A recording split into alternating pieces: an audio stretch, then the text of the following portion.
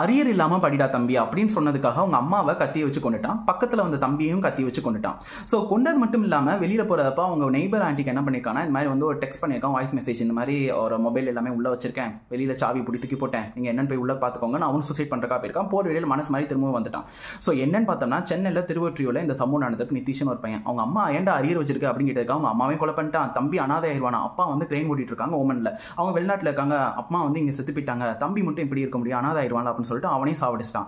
இல்லை எனக்கு புரியல, அரியர் வச்சதுக்காக கொலை பண்ணியிருக்கான். எனக்கு இந்த நியூஸை கேட்கும்போது செம்ம ஷாக்கிங்காக இருந்துச்சு. என்னால் சுத்தமாக டைஜஸ்ட் பண்ணவே முடியல. அவன் வந்து ஒரு யூனிவர்சிட்டி கோல்டு மெடல் வாங்கியிருந்தாலும் சரி, ரேங்க் ஹோல்டர் இருந்தாலும் சரி, என்ன ஆனாலும் இப்போ இருக்கிற இந்த கட் அவுட் காம்படிஷனில் வெளியில் வந்து ஒரு ப்ராப்பரான ஒர்க் கிடைக்கிறதுக்கு சிங்கி தான் அடிக்க வேண்டியதாக இருக்குது. என்னால் என்ன சொல்றதுனே தெரியல, அவ்வளோ கஷ்டமா இருக்கு. அரியர் வச்சதுக்காக அவங்க பெத்த அம்மாவையும் கூட பிறந்த தம்பியையும் கொலை பண்ற அளவுக்கு இப்போ இருக்கிற ஜென்ரேஷன் பீப்புளோட மைண்ட் இருக்கா? உங்களோட ஒப்பீனியன் என்னங்கிறத மறக்காம கமெண்ட் பண்ணிட்டு போங்க. இல்லை எனக்கு மட்டும் தான் இந்த மாதிரி வியர்டா தோணுதா?